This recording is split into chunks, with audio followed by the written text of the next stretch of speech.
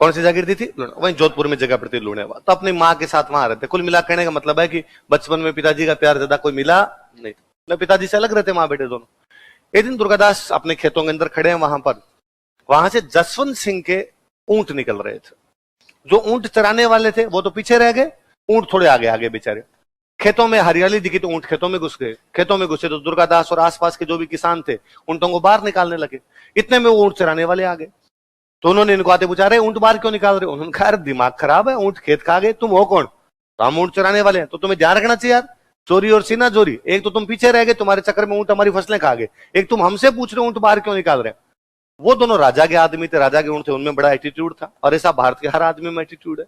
अपने को आज भी पुलिस वाले भैया पकड़ लेते हैं बिना हेलमेट के, और हेलमेट नहीं है अपने, पकड़ लिया फिर भी अपने पुलिस वाले भैया कहते हैं तू जानता नहीं है मैं किसका आदमी हूं। मुझे लगता है पुलिस वाले भैया को कह देना चाहिए कि आदमी केवल लुगाई का होता है, तेरी लुगाई का नाम बता दो, हमें तो क्या बता तेरी लुगाई कौन है। पर अपने में हर आदमी में एटीट्यूड रहता है। और वो तो राजा के बंदे थे, तो उन्होंने कहा, अरे तुम जानते नहीं हम किसके आदमी हैं। दुर्गादास ने कहा, तुम किसी के होंगे पर खेत हमारे हैं, और हमारे खेत में तुम इस प्रकार से नहीं घुस सकते। अरे ये राजा जसवंत सिंह के ऊंट है, और राजा जसवंत सिंह ऊंट किसी की भी खेत में घुस सकते हैं। दुर्गादास ने वापस कहा, खेत ना जसवंत सिंह के बाप का नहीं है, खेत हमारा है, और कह देना तुम्हारा राजा हो जागे कि हमारे खेत में घुसेंगे तो इसी प्रकार की बातें होगी। वहां उनके बीच में थोड़ा तू में हुई, तू में हुई, तो उन्होंने कुछ जबरदस्ती की। वो दोनों थे, उनको बड़ा घमंड हो, तो दुर्गादास ने एक बंदे को मार दिया, दूसरे वाले ने चप्पलें हाथ में ली। वहां से वो जसवंत सिंह के दरबार में गया। जसवंत सिंह को जाकर, हम तो रास्ते रास्ते आ रहे थे ऊंट लेके, एक लड़का खड़ा खड़ा आपको गालियां निकाल रहा था, मन में वैसी गालियां निकाल रहा था, हमने जाके टोका गया, राजा राजा गालियां मत निकाल, तो उसने हमारे एक आदमी को मार दिया। जसवंत सिंह का, मेरे राज्य में मुझे गालियां निकाले, मेरे बंदे को मार, उठा के लाओ रे। पकड़, पूरा दरबार लगा, जसवंत सिंह बैठा, आस्करण मंत्री बन के बैठे हुए सामने लेके। आस्करण जी ने ये नहीं बता रखा कि मेरे एक रानी और उसका बेटा और मैंने अलग छोड़ रखे हैं, तो किसी को पता भी नहीं था दुर्गादास का। पूछा जसवंत सिंह ने, क्या नाम है? दुर्गादास। पिताजी क्या नाम है? देखा ये है।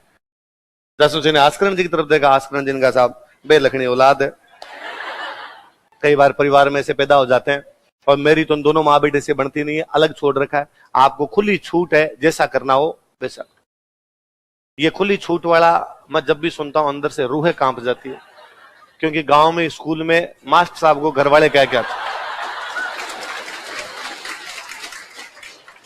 घर वाले गांव वाले स्कूल मास्टर जी क्या कहते थे, मास्टर जी खुली छूट है, जो करना है। इसका एक ही मतलब होता था कि मास्टर जी ये समझते थे कि वो एक डंडा जो पिछले 15 दिन से तेल में भिगो के रखा हुआ, आज इसी पे काम लेना है ढंग से। और भाई साहब क्या कूटते थे मुझे ना। उस समय दो प्रकार के मास्टर होते, एक तो वो टीचर हुआ करते जो क्लास में रेल बना दिया करते, वहीं खड़े होकर थप्पड़ मुक्का जो देना क्लास में पीट पड़ दिया करते।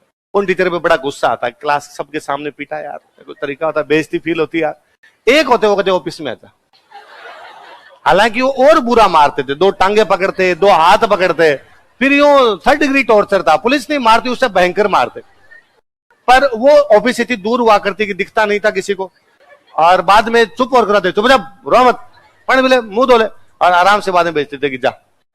और भाई साहब क्लास की तरफ आते तो क्लास में जो दोस्त होते पूछते, भाई क्या वाह उधर लेके गए थे, और हम इतने कॉन्फिडेंस में कहते हैं। वो दोस्त कहते कि आवाज आ रही थी, अरे बारे मार दिया।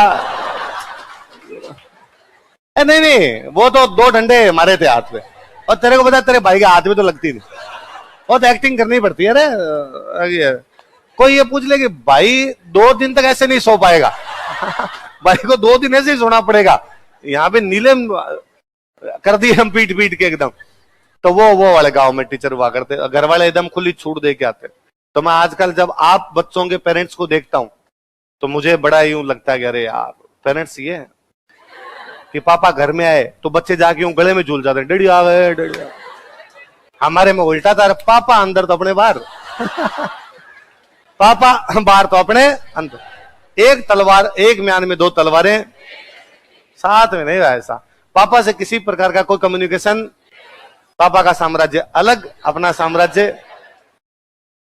मैं और देखता हूं, आपके तो मैं देखता हूं कि आरएएस की कोचिंग में जिस बच्चे ने 12th कर ली, या जो बच्चा ग्रेजुएशन कर गया, या बच्चा जो ग्रेजुएशन में पढ़ता है, उसका एडमिशन करवाने के लिए पापा साथ आते हैं। मतलब मैं जब देखता हूँ कि पेरेंट्स आए हुए, मुझे लगता है अरे यार भगवान आदमी है यार। ये साथ में, वरना मैंने 5वीं क्लास पास की थी, 6ठी क्लास में घर वालों ने पैसे पकड़ा, कहा था जा सिमरन तू जाने तेरा काम जाने, हमारा तेरा कोई लेना देना, तेरे पास पैसे खत्म हो तो कहीं से फोन फान का जुगाड़ करके फोन कर देना हमें, तो हम तेरे को पैसे और पहुंचा देंगे, बाकी तू हमें कोई इंटरफेयर तेरे मामले में नहीं है। तो मैं कोई बीकानेर पढ़ने के लिए आया तो को भी घर वालों को पूछा नहीं। मेरे एक वो जरूर याद है कि मैं बीकानेर पहली बार 11th क्लास में भेजा घर वालों ने, तब पापा मेरे को वहां छोड़ने के लिए आए कि भाई तेरे को रूम कोई दिला कर वो आ जाते हैं। वो भी एक गली में घुसे, एक दुकान वाले से पूछा कि यहाँ कोई रूम किराए पे मिलते हैं, उन्होंने कहा वहां फलान जी के मिलते हैं। वहां फलान जी गए, फलान जी का ये हमारी औलाद है, इसको कमरा दे दो, अब तुम जानो तुम्हारा काम जाने। वही बाहर से चले गए। अब मैं ना कई देर बेटा बेटा कमरे में रोया, मगर यार हालत खराब कर दी यार, कुछ बता के नहीं गए, कुछ करके नहीं गए। खाना वाना मुझे बनाना आता था, 6ठी क्लास से खाना बनाना सीख गए थे। अब मैं शाम को, अब क्या पहले मैं 6 से 10 तक जहां पे रहता था वहां पे सेपरेट हमारा खुद का ही पास में कस्बा था और खुद का ही घर था, तो उसमें वो खाली कमरे पड़े थे, उसमें रहा करते 2-4 हम दोस्त, खाना वाना बना लिया करते। अब यहाँ मकान मालिक, और तो मकान मालिक मैंने पहली बार फेस किया कि मकान मालिक नाम की भी कोई चीज होती है।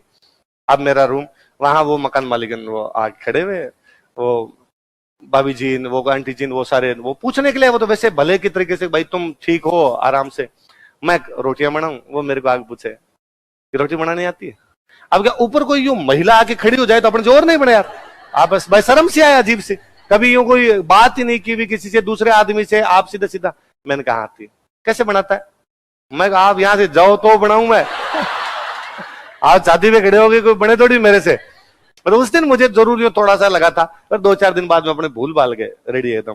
तो वो मुझे याद है कि मेरे पापा उन मकान मालिक को कह के गए कि इसको ना 11th की बुक्स दिलवा देना, तो उन्होंने कहा ठीक है दिलवा देंगे। अब मैं फ्राइडे को उन्होंने छोड़ा मेरे को, सैटरडे को मैं बिना बुक्स के स्कूल चला गया। स्कूल मेरे को पता थी, फीस जमा करवाई हुई थी वहां पापा की, तो वहां मैं चला गया। उन्होंने कहा बुक्स, मैं बुक्स तो वो मकान मालिक दिलवाएंगे तब लाऊंगा। आज ऐसे आ गया, उन्होंने कहा कल लेके आना वरना देख लेना। मैं ठीक है। अगले दिन संडे था, मैं संडे को मकान मालिक के पास गया, उनके बेटे बैठे थे, मैंने उनको जाकर कहा कि भैया वो मेरे पापा क्या कहते हैं आपको बुक्स दिलवाने, दिलवा। तो उन्होंने कहा देखिए ये रोड है सीधी सीधी, और वहां एक दुकान है, वहां चला जा। अब वो शहरों की रोड तो भाई खत्म होने का नाम, गाँव बापड़ा छोटा सा होता, खत्म हो जाती है रोड। मैं चलता जा रहा है ना, कोई रोड ही नहीं है। अब क्या मुझे सबसे अधिक डर ये लगता था पैसों का। मेरी गांव में ऐसी बातें सुनी थी कि शहर में जेब काट लेते हैं, अपने पास 2,500 पूंजी, अपने लगा 2,500 को लूट के ले गए तो भाई साहब बर्बाद हो जाएंगे पूरे। अब यूं हाथ में लगाता लगाता चलूं, कोई इधर उधर आए, मुझे लगता है ये भी काट सकता है, ये ना जेब काट ले, इधर वाला जेब काट लेगा, वो थोड़ा सा डर जरूर लगे। फाइनली एक कोई दुकान वाले के पास पहुंचा, उसको यार साइंस की 11th की बुक्स चाहिए, तो उसने कहा यार हमारे पास तो नहीं। उधर एक दुकान, वो बेचारे थे भले हनुमानगढ़ के थे दुकान वाले, मेरी हालत देख के उनको लग गया कि यार बच्चा बड़ा घबराया है, उनका बैठ जा बैठ जा।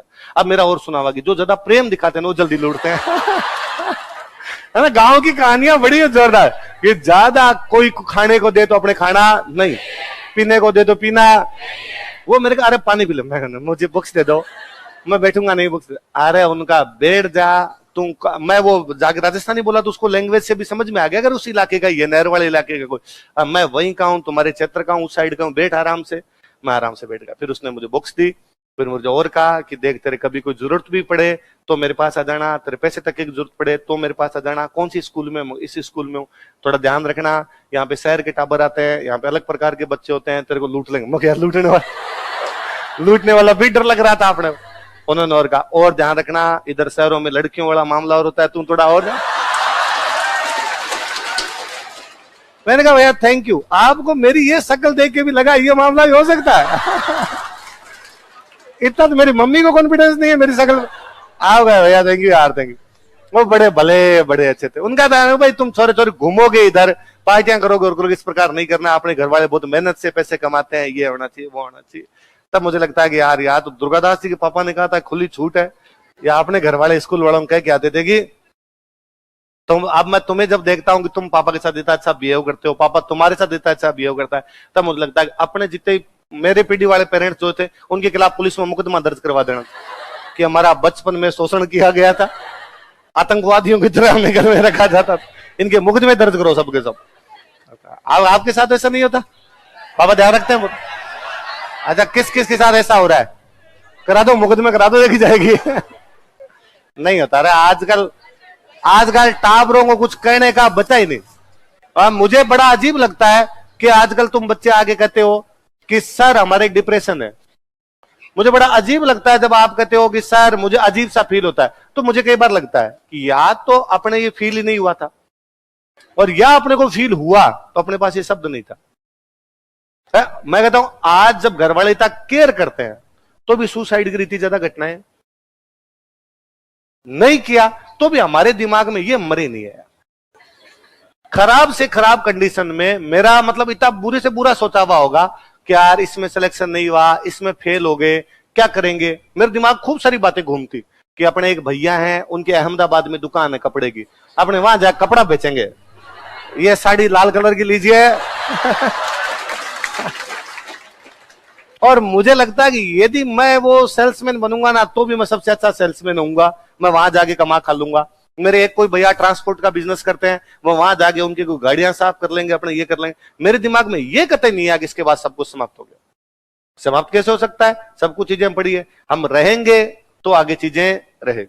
हम जब अपने आप को समाप्त मान लेते हैं उसके आगे बाद में कुछ भी, इसलिए कभी हार माननी, जिंदगी क्या पता कौन सा मौका कब दे, इसका कुछ भी पता।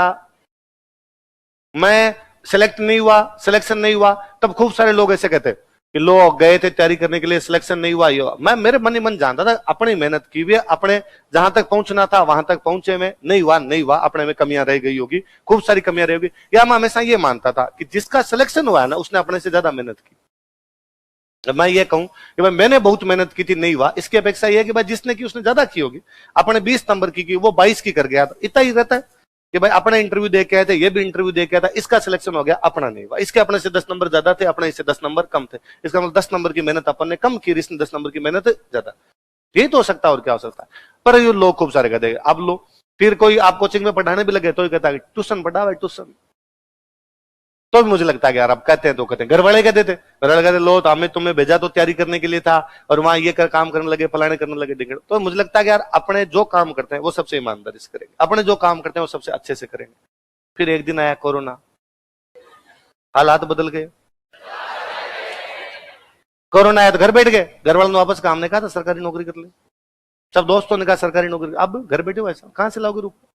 फिर कोरोना के बाद वापस आया ऑनलाइन, फिर पता चला अपने को पूरा भारत जानता है।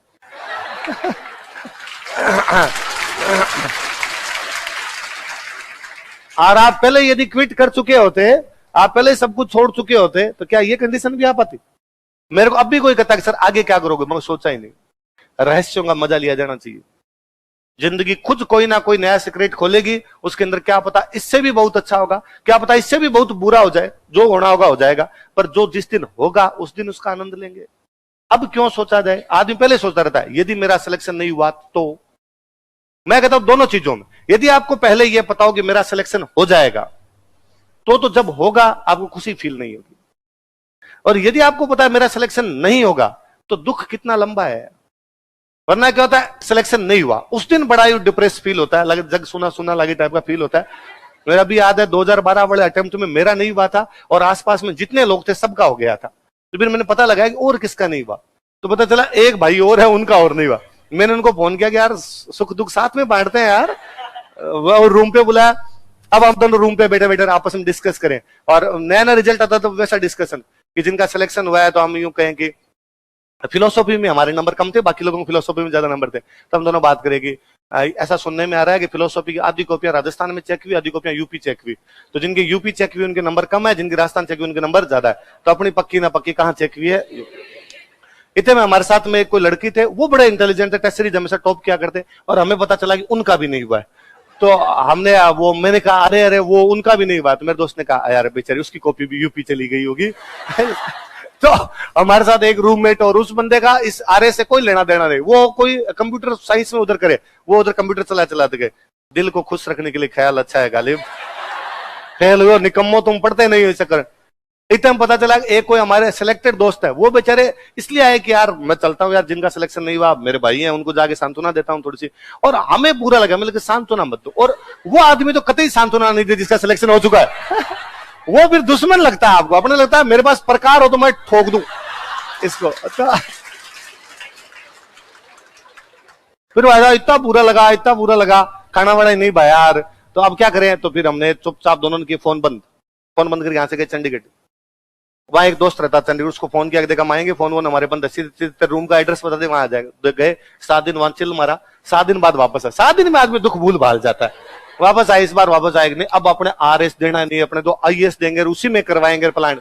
वो IAS में भी नहीं बात, अपने कहा अब UNO का ही देंगे एग्जाम। आप जब हार मान लेते हैं ना, तब अगला स्टेज ही नहीं है। मुझे तो आपको देखता हूं तो मुझे लगता है गारंटी किस बात की चाहिए, हो जाएगा इसकी भी कोई गारंटी नहीं है, नहीं होगा इसकी भी कोई गारंटी।